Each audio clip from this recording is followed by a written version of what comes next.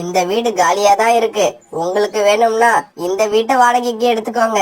ஆனா வாடகை முழுசா 5000 கொடுக்கணும். அது ஞாபகம் இருக்கட்டும். ராக்கி, எனக்கு மனசுக்கு பிடிச்ச மாதிரி வீடு கிடைச்சதே பெருசு. வாடகை எல்லாம் எனக்கு ஒரு பிரச்சனையே கிடையாது. அப்படின்னா இன்னைக்கே 2 மாசம் வாடகையே அட்வான்ஸா கொடுத்துருங்க. இங்க பாருங்க தம்பி, வாடகை பத்தியோ அட்வான்ஸ பத்தியோ கவலைப்படாதீங்க. இந்த மாச கடைசியில என்னோட வீட்டுக்காரர் ஃபாரின்ல இருந்து வராரு. அப்போ உங்களுக்கு இந்த மாசம் வாடகை அட்வான்ஸ் எல்லாத்தையும் சேர்த்து கொடுத்துறேன். கோரிக்காகத்தோட இந்த பேச்சை கேட்டு ராக்கி கிளிக்கு ரொம்ப சந்தோஷமாயிடுச்சு.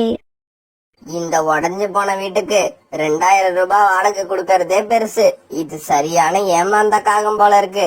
இந்த வீட்டுக்கு போய் 5000 ரூபாய் வாடகை தர ஒத்துக்குச்சு. அதனால ஒண்ணும் பரவாயில்ல. நீங்க சொன்ன மாதிரியே இந்த மாச கடைசியில வாடகை அட்வான்ஸ் இது எல்லாத்தையும் ஒன்னா சேர்த்து கொடுத்துருங்க.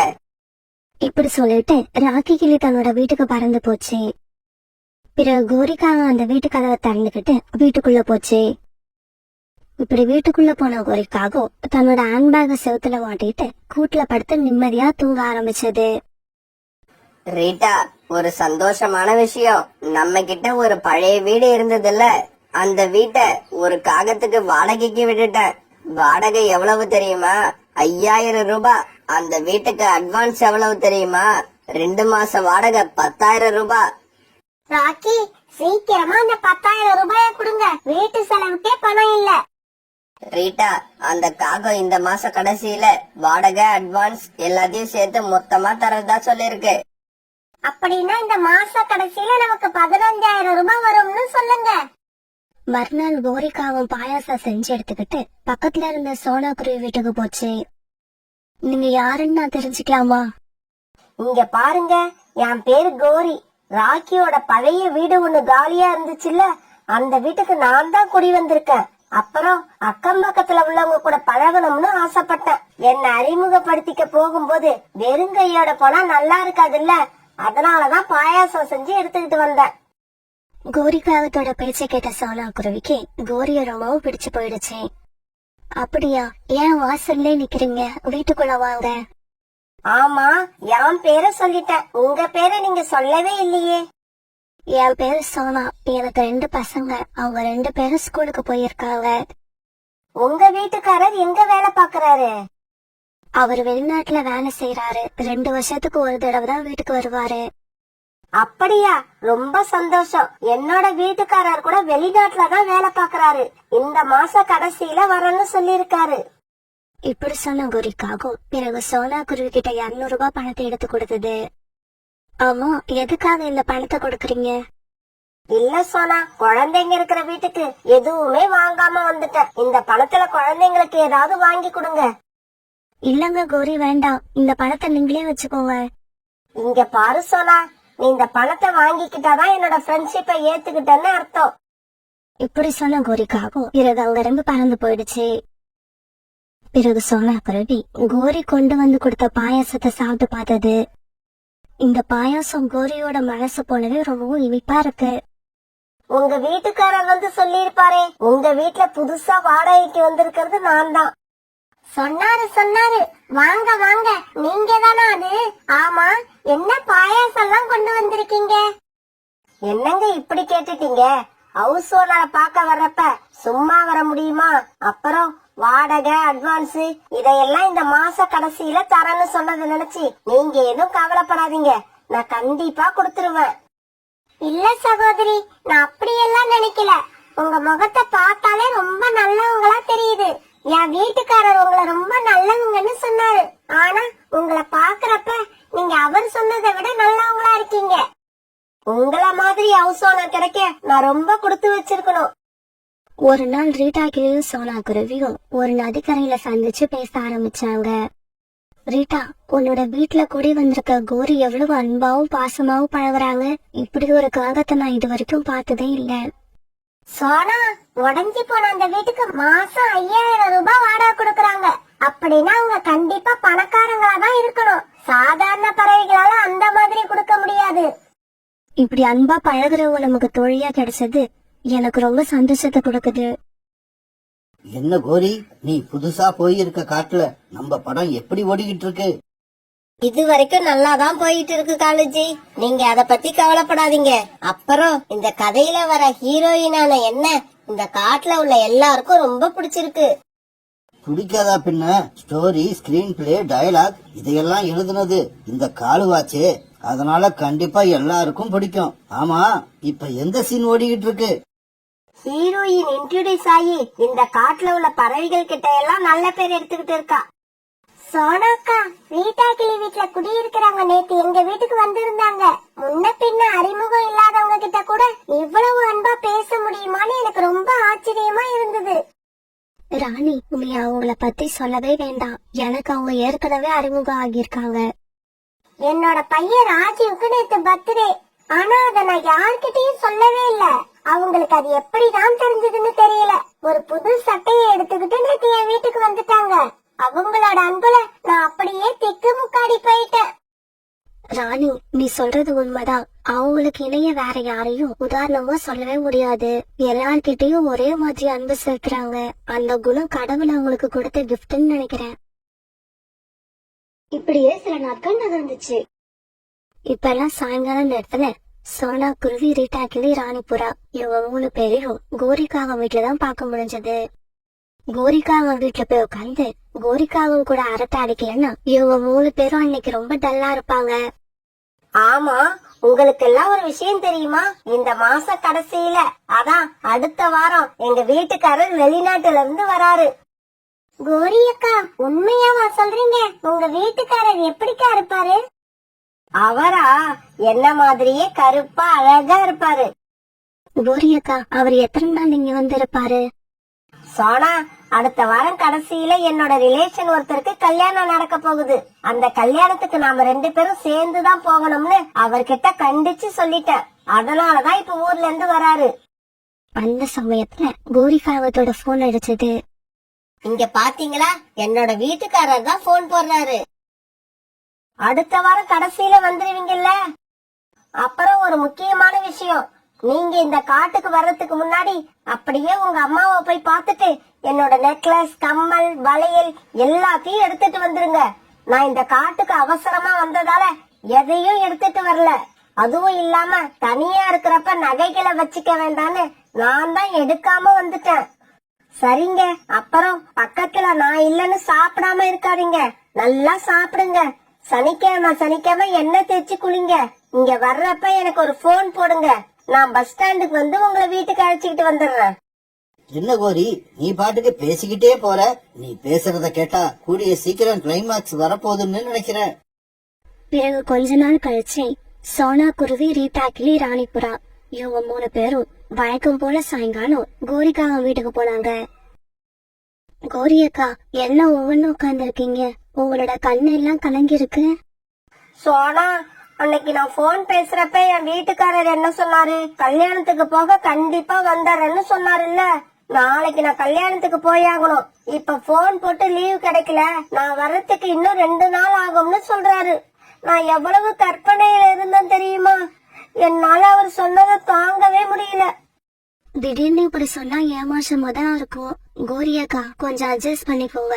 அதான் அவருதான் 2 நாள் கழிச்சு வரேன்னு சொல்லியிருக்காருல்ல, அப்படி ஏன் கவலைப்படுறீங்க? ஃபங்க்ஷனுக்கு போறேனா நெக்லஸ், கம்மல், மூக்குத்தி இதெல்லாம் இல்லாம எப்படி போறது? என்னோட சொந்தக்காரங்க முன்னால நான் ரொம்ப அவமானப்பட போறேன், அசிங்கப்பட போறேன். கோரி அக்கா, உங்க தோழிங்க நாங்க எல்லாம் இருக்கிறப்ப உங்களை அப்படி அவமானப்பட விட்டுருவோமா? இந்தாங்க, என்னோட நெக்லஸ் நீங்க கல்யாணத்துக்கு போட்டுக்கிட்டு போங்க. இப்படி சொன்ன சோனா குருவி தான் கழுத்துல போட்டிருந்த நெக்லஸ கழட்டி கோரிக்காவத்துக்கிட்ட கொடுத்தது. இதை எடுத்து நீங்க போட்டுக்கோங்க. இந்த நெக்லஸ் இது வரைக்கும் நான் கழட்டினதே இல்ல, உங்களுக்காக தான் கழட்டி இருக்கேன்.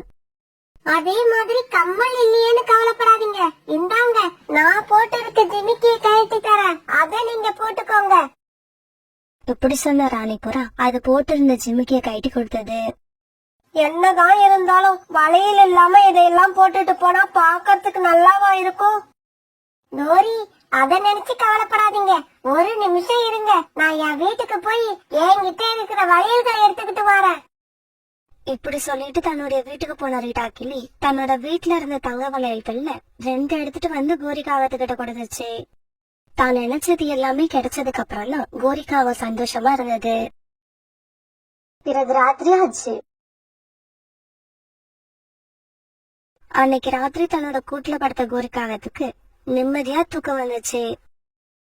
அன்னைக்கு காலையிலேயே சீக்கிரமா கண் விழிச்ச கோரிக்காகும் தன்னோட ஹேண்ட்பேக் எடுத்து மாட்டிக்கிட்டு அந்த காட்டை விட்டு கிளம்ப தயாராச்சு. அதே சமயம் கோரிக்காகத்தோட தோழிகள் 3 பேரும் கோரிக்காகத்தோட வீட்டுக்கு வந்தாங்க. எனக்கு எவ்வளவோ உதவி பண்ணன நீங்க என்ன இப்படி வழி அனுப்பவும் வருவீங்கன்னு நான் நினைக்கவே இல்ல. என்ன கோரி இப்படி கேட்டுட்ட? உனக்காக நாங்க இத கூட செய்ய மாட்டோமா? பிறகு எல்லா பறவைகளும் கோரிக்காகத்து கூட ஆட்டோ ஸ்டாண்ட் வரைக்கும் பறந்து வந்தாங்க. என்னங்க, நான் உங்க மேல ரொம்ப கோவத்துல இருக்கேன். என் கூட பேசாதீங்க. இப்ப நீ பேசுறத பார்த்தா கிளைமாக்ஸ் சீன் வந்துடுச்சுன்னு நினைக்கிறேன். ஆமா, நீ தியேட்டரை விட்டு எப்ப வெளியில வர போற? கிட்டத்தட்ட வெளியில வந்த மாதிரி தான். இப்ப நான் ஆட்டோ ஸ்டாண்ட்ல நிக்கிறேன். நீங்க வராட்டி போனா என்ன? எனக்கு என்னோட தோழிகள் இருக்காங்க.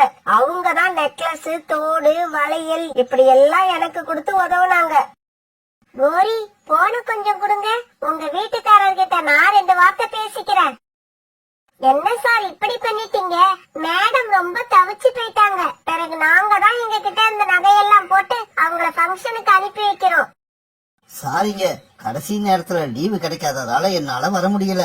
அப்புறம் எங்க மேல நம்பிக்கை வச்சு உதவி செய்யறதுக்கு உங்கள மாதிரி பறவைங்க இருக்கிற வரைக்கும் நானும் கோரியும் கடைசி வரைக்கும் கஷ்டப்படவே மாட்டோம். பிறகு கோரிக்காகத்தோட தோழிகள் 3 பேரும் சேர்ந்து கோரிக்காகத்தை ஆட்டோல உட்கார வச்சு சந்தோஷமா வழி அனுப்பி வச்சாங்க. பிறகு இப்படியே 2 நாட்கள் ஓடுச்சு. கோரிக்காகம் காட்டுக்கு திரும்பி வராத நினைச்சு சோனா குருவி, ரீட்டா கிளி, ராணிபுரா இவங்க 3 பேரும் ரொம்ப கவலையில இருந்தாங்க. சோனா, எனக்கு என்னவோ அந்த கோரி நம்மள ஏமாத்திடுச்சுன்னு நினைக்கிறேன். சீச்சி, அப்படியெல்லாம் நினைக்காதீங்க. அவங்க கூட பழகுறது கொஞ்ச நாளா இருந்தாலும் அவங்களோட உண்மையான அன்பை என்னால புரிஞ்சுக்க முடிஞ்சது. ஆமா ஆமா, அவங்களோட கணவர் வெளிநாட்டுல இருந்து அவ்வளவு பணம் சம்பாதிக்கிறப்ப அவங்க இந்த மாதிரி திருட்டுத்தனம் செய்யணும்னு அவசியமே இல்ல. இந்த சமயத்துல ரோனிக்குருவி அழுதுகிட்டே அங்க வந்துச்சு. ரீட்டா, உன்னோட பழைய வீட்ல ஒரு காகம் இப்ப குடியிருக்க வந்துச்சு. அந்த காகத்தை எங்கயாவது பாத்தியா? இல்ல ரோனி அக்கா, அவங்க ஒரு ஃபங்க்ஷனுக்காக 2 நாளைக்கு முன்னாடி அவங்க ரிலேஷன் வீட்டுக்கு போனாங்க. இன்னும் திரும்பி வரல. ரீட்டா, அந்த கோரி 1ஆம் நம்பர் ஃப்ராடு. என்னோட பையனுக்கு வேலை வாங்கி தரேன்னு சொல்லி 50,000 ரூபாய் பணத்தை வாங்கிக்கிட்டு அப்பாயின்மெண்ட் ஆர்டரையும் கையில கொடுத்தா. ஆனா அந்த கம்பெனிக்கு போய் அந்த அப்பாயின்மெண்ட் ஆர்டரை கொடுத்தப்ப அது டூப்ளிகேட்னு சொல்லிட்டாங்க. ரோனிக்குருவி இப்படி சொன்னதை கேட்டதும் ரீட்டா கிளி, சோனா குருவி, ராணிபுரா இவங்க 3 பேருக்கும் திடீர்னு மயக்கம் வந்து அப்படியே கீழே வந்துட்டாங்க. ஹலோ ஃப்ரெண்ட்ஸ், இந்த கதையில வர கோரிக்காக மாதிரி இந்த நாட்டுல நிறைய பேர் இருக்காங்க. அதனால திடீர்னு நம்ம மேல யாராவது அன்பையும் பாசத்தையும் வெளிப்படுத்தினா அவங்க மேல முழு நம்பிக்கை வைக்காம நாம கொஞ்சம் எச்சரிக்கையா இருக்கிறது தான் நல்லது. ஒரு பெரிய நகரத்துல வாழ்ந்துகிட்டு இருந்த சோனா குருவியோட அண்ணனும் அண்ணியும் இப்ப சோனா குருவியோட வீட்டுக்கு வந்துகிட்டு இருந்தாங்க. இப்படி வீட்டுக்கு வந்தவங்களுக்கு நல்ல சாப்பாடு சமைச்சு போடுற அளவுக்கு சோனா குருவி கிட்ட பணம் இல்ல. அதனால சோனா குருவி பணம் கடன் வாங்கறதுக்காக பக்கத்துல இருந்த கோரிக்காகத்தோட வீட்டுக்கு பறந்து போச்சு. கோரி அக்கா, நகரத்துல இருந்து என்னோட அண்ணனும் அண்ணியும் வந்திருக்காங்க. ஆனா அவங்கள உபசரிக்கிறதுக்கு என்கிட்ட பணம் இல்ல. ஒரு 1000 ரூபாய் பணம் இருந்தா கொடுங்க. எனக்கு வேலை கிடைச்ச உடனே அந்த பணத்தை திருப்பி கொடுத்துறேன். என்னது, உங்க அண்ணனும் அண்ணியும் வந்திருக்காங்களா? எனக்கு தெரிஞ்சு கிட்டத்தட்ட 7-8 வருஷமா உனக்கும் அவங்களுக்கும் பேச்சுவார்த்தையே இல்ல. உன்கிட்ட பேச்சுவார்த்தை வச்சுக்கிட்டா நீ ஏதாவது உதவி கேட்டுருவியோன்னு பயந்துகிட்டுதான் அவங்க இத்தனை நாளா உன்கிட்ட பேசாம இருந்தாங்க. அப்படிப்பட்ட அண்ணனும் அண்ணியும் இப்ப எப்படி இந்த ஏழை தங்கச்சி வீட்டுக்கு வந்தாங்க? கோரி அக்கா, நாம ஏன் அதையெல்லாம் நினைச்சுக்கிட்டு, ஏதோ எல்லாரும் ஒன்னா சேர்ற நேரம் வந்திருக்கு, அதனாலதான் வந்திருக்காங்க. அப்புறம் நான் கேட்ட பணத்தை கொடுத்தீங்கன்னா நான் மளிகை ஜாமான் வாங்கிட்டு வீட்டுக்கு போவேன். இங்க பாரு சோனா, இவ்வளவு நாள் பண திமிர்ல இருந்த உங்க அண்ணனும் அண்ணியும் இப்ப உன்கிட்ட எதுக்காக வந்திருக்காங்கன்னு தெரியல. எதுவுமே தெரியாம உன்னை யாரு கடன் வாங்கி அவங்களுக்காக செலவு பண்ண சொல்றது? அதுவும் 1000 ரூபாய் கடன் கேக்குற. இங்க பாரு, 500 ரூபாய் தரேன். அதுக்குள்ள என்ன பண்ண முடியுமோ செஞ்சு அவங்கள திருப்பி அனுப்பு. இப்படி சொன்ன கோரிக்காகவும் சோனா குருவி கிட்ட 500 ரூபாய் பணத்தை கொடுக்க அதை வாங்கின சோனா குருவி உடனே மளிகை கடைக்கு பறந்து போச்சு. பிறகு வீட்டுக்கு போன சோனா குருவி கிச்சனுக்குள்ள போய் சமைக்க ஆரம்பிச்சது. ரூபி, என்னோட தங்கச்சிக்கு சமைக்க தெரியுமான்னு கேட்டல்ல, இங்க பாரு, என்னோட தங்கச்சி நமக்காக விதவிதமான ஐட்டங்களை சமைச்சு வச்சிருக்கு. நிறைய ஐட்டங்கள் இருக்கிறது என்னவோ உண்மைதான். ஆனா ருசி எப்படி இருக்குன்னு சாப்பிட்டு பார்த்தாதான் தெரியும். பிறகு சோனா குருவி அண்ணனும் அண்ணியும் அந்த சாப்பாட்டை சாப்பிட ஆரம்பிச்சாங்க. சோனா, சும்மா சொல்லக்கூடாது. நீ ரொம்ப அருமையா சமைக்கிற. எல்லாமே ரொம்ப ருசியா இருந்தது. அப்புறம் நான் ஒன்னு சொன்னா நீ தப்பா நினைச்சுக்க மாட்டியே? என்ன நீ இப்படி கேட்டுட்டீங்க? நீங்க என்ன வேணாலும் சொல்லுங்க, நான் தப்பா நினைச்சுக்க மாட்டேன். இல்ல, எங்களுக்கு அந்த நகரத்துல இருந்து போர் அடிச்சு போயிடுச்சு. உன்னோட வீட்டுல கொஞ்ச நாள் தங்கிட்டு போகலாம்னு பாக்குறோம். அதனால உனக்கு ஒண்ணும் சிரமம் இல்லையே. இது உங்களோட வீடு, நீங்க எத்தனை நாள் வேணாலும் இருக்கலாம். நீங்க 2 பேரும் வந்ததுல நான் ரொம்ப சந்தோஷத்துல இருக்கேன். மாமா, அத்தை, 2 பேரும் எங்க கூட வாங்க. நாங்க உங்களுக்கு இந்த காட்டை சுத்தி காமிக்கிறோம். எங்க காட்டுல உள்ள ஸ்ட்ராபெரி ரொம்பவும் சுவையா இருக்கும். பசங்களா, உங்க மாமாவை மட்டும் கூப்பிட்டுட்டு போங்க. நான் ரொம்ப தூரம் பறந்து வந்ததுல களைப்பா இருக்கேன். ரூபி இப்படி சொன்ன உடனே தங்களுடைய மாமாவை கூப்பிட்டுக்கிட்டு பியூட்டிங் குக்கவும் அந்த காட்டை சுத்தி காமிக்க பறந்து போனாங்க. சோனா குருவியோட அண்ணி அங்க இருந்த கூட்டில படுத்து தூங்க ஆரம்பிச்சது.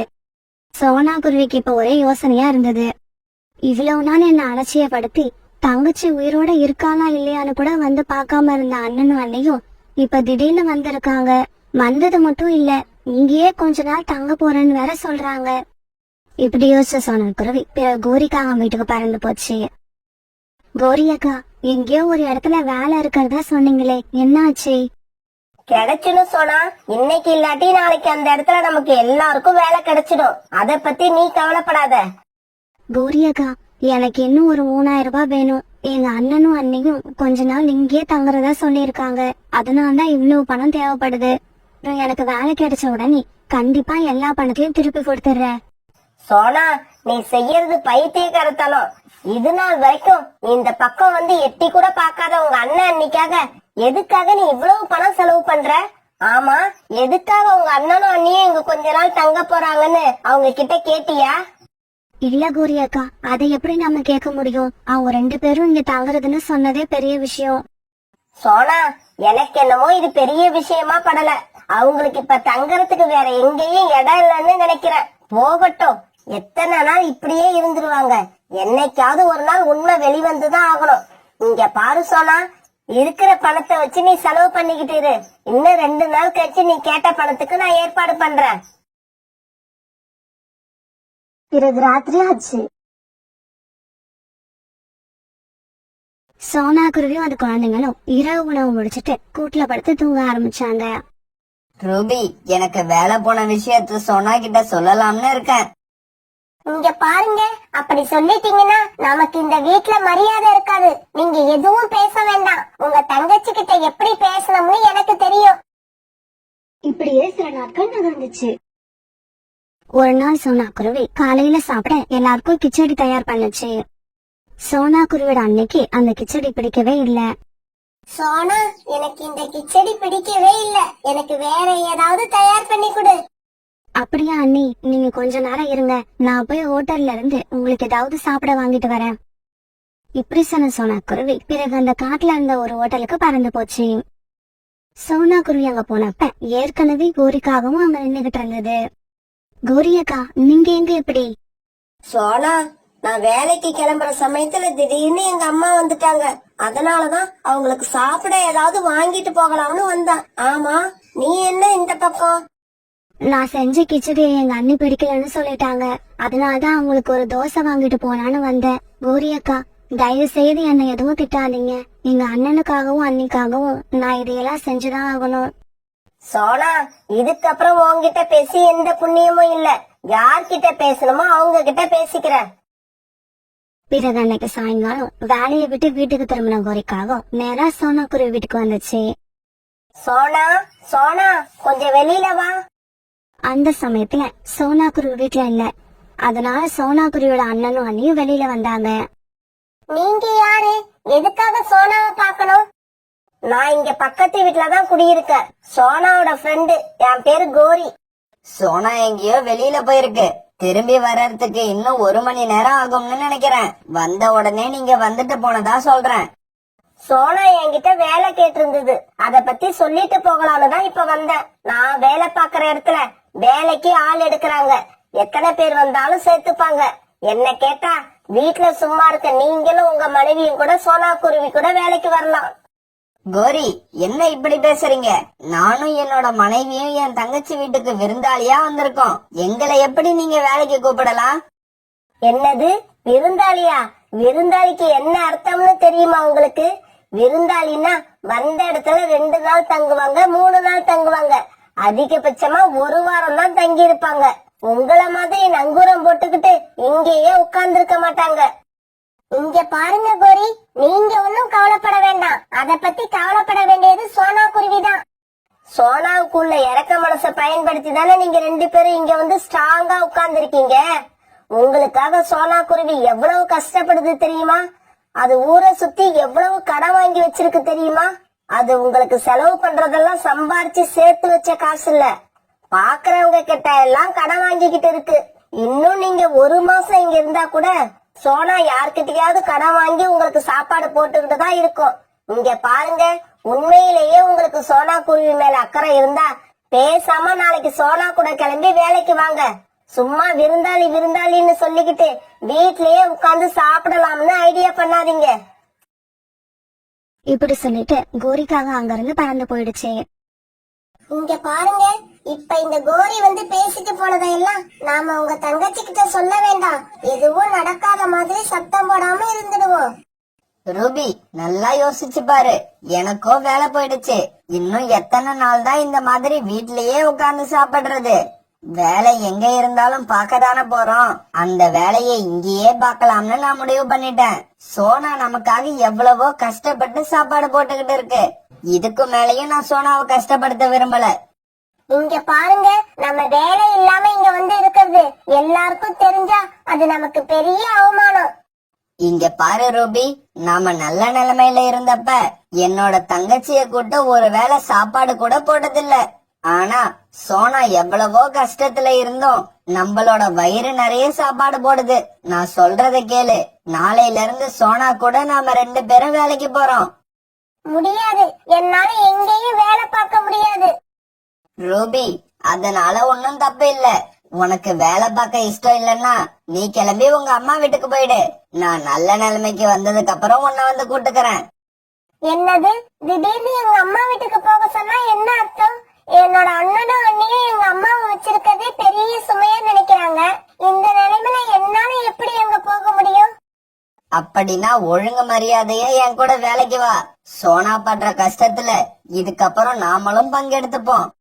சரிங்க, யோசிச்சு பார்த்தா நீங்க சொல்றதும் சரிதான்னு தோணுது. நானும் வேலைக்கு வரேன். நம்ம எல்லாரும் சேர்ந்து ஒன்னாவே வேலைக்கு போவோம். ரூபி, நீ உண்மையிலேயே மனசு மாறிட்டனா சீக்கிரமா போய் சாப்பாடு தயார் பண்ணு. சோனா குருவி வர்றப்ப சாப்பாடு ரெடியா இருக்கணும். உடனே ரூபி குருவி கிச்சனுக்குள்ள போய் சாப்பாடு தயார் பண்ண ஆரம்பிச்சது. அன்னைக்கு சாயங்காலம் சோனா குருவி வந்த உடனே அதோட அண்ணனும் அண்ணியும் நடந்தது எல்லாத்தையும் சொன்னாங்க. ஆமா சோனா, எனக்கு வேலை போயிடுச்சு. வேலை போனதுக்கு அப்புறமும் சொகுசான வாழ்க்கை வாழ்றதுக்காக நிறைய இடங்கள்ல கடன் வாங்கிட்டோம். பிறகு வேலையும் கிடைக்கல, வாங்கின கடனையும் அடைக்க முடியல. நாங்க சாப்பாட்டுக்கே கஷ்டப்படுற நிலைமை வந்துடுச்சு. அதனாலதான் நான் ரூபியை அழைச்சுக்கிட்டு உன்னோட வீட்டுக்கு வந்துட்டேன். சோனா, தயவு செய்து என்ன மன்னிச்சிடு. நாங்களும் உன் கூட வேலைக்கு வர்றதா முடிவு பண்ணிட்டோம். இதுக்கப்புறம் நீ எங்கேயும் கடன் வாங்க வேண்டாம். நீ இல்லாதப்ப உன்னை தேடி வீட்டுக்கு வந்த கோரி தான் நடந்தது எல்லாத்தையும் எங்க கிட்ட சொன்னாங்க. நீ படுற கஷ்டத்தை கேட்ட உடனே எங்களோட மனசு மாறிடுச்சு. உன்கிட்ட உண்மையை சொல்லணும்னு முடிவு பண்ணிட்டோம். தன்னோட அண்ணி இப்படி பேசுனது கிட்ட சோனா குருவி ரொம்ப சந்தோஷமாயிடுச்சு. பிறகு மறுநாள் காலையில கோரிக்காக சோனா குருவி வேலைக்கு அழைச்சிட்டு போறதுக்காக அவங்க வீட்டுக்கு வந்துச்சு. அப்ப வேலைக்கு போறதுக்காக சோனா குருவி, அவங்க அண்ணன், அவங்க அண்ணி இவங்க 3 பேரும் வீட்டை விட்டு வெளியே வந்தாங்க. பிறகு எல்லாரும் சேர்ந்து வேலை பார்க்க வேண்டிய இடத்துக்கு பறந்து போனாங்க. இப்படி போனவங்க ஒரு பெரிய வயல்ல தங்களுக்கு கொடுத்த வேலைய எல்லாருமே ரொம்ப சந்தோஷமா செய்ய ஆரம்பிச்சாங்க. இப்படியே சில நாட்கள் நகர்ந்துச்சு. தினமும் சோனா குருவியோட அண்ணனும் அண்ணியும் அவங்க வாங்குற சம்பளத்தை சோனா குருவி கிட்ட கொடுத்தாங்க. சோனா, நீ இதுவரைக்கும் எங்கெங்க கடன் வாங்கி இருக்கிறியோ எல்லா கடனையும் இந்த பணத்தை வச்சு அடைச்சிடு. ஆமா சோனா, இதுக்கப்புறம் நாம எங்கேயும் கடன் வாங்காம சம்பாதிக்கிற காசை வச்சு வாழ கத்துப்போம். பிறகு அந்த பணத்தை எடுத்துட்டு போன சோனா குருவி யார் யார்கிட்ட கடன் வாங்கி இருந்ததோ எல்லா கடனையும் அடைச்சது. கடைசியா 500 ரூபாய் பணத்தை எடுத்துக்கிட்டு கோரிக்கா அதுகிட்ட போச்சு. இந்தாங்க உங்ககிட்ட வாங்கின 500 ரூபாய். அப்புறம் எங்க அண்ணனும் அண்ணியும் வேலை பார்க்க ஆரம்பிச்சதால இதுக்கப்புறம் நான் எங்கேயும் கடன் வாங்க வேண்டிய அவசியம் இருக்காது. கோரி அக்கா, இது எல்லாத்துக்கும் காரணம் நீங்கதான். நான் சொல்ல தயங்கின எல்லா விஷயத்தையும் நீங்க எங்க அண்ணன் கிட்ட தெளிவா எடுத்து சொல்லிட்டீங்க. சோனா, அன்னைக்கு நீ வீட்ல இருக்க மாட்டேன்னு தெரிஞ்சுதான் நான் வேணுமெனே உங்க வீட்டுக்கு வந்தேன். உங்க அண்ணன் அன்னிக்கிட்ட அப்படி பேசின. அவங்க மட்டும் இப்ப வேலைக்கு போற முடிவு எடுக்கலன்னா இன்னும் 2 நாள் கழிச்சு வந்து சண்டை போட்டு உங்க 2 பேரையும் உங்க வீட்டை விட்டே விரட்டி இருப்பேன். பிறகு சோனா குருவி ரொம்ப சந்தோஷமா தன்னோட வீட்டுக்கு திரும்பி வந்தது. அதுக்கப்புறம் சோனா குருவி, அவங்க அண்ணன், அவங்க அண்ணி இவங்க 3 பேரும் ஒன்னா வேலைக்கு போய் சம்பாதிக்க ஆரம்பிச்சு அதே வீட்டுல ரொம்ப சந்தோஷமா வாழ ஆரம்பிச்சாங்க.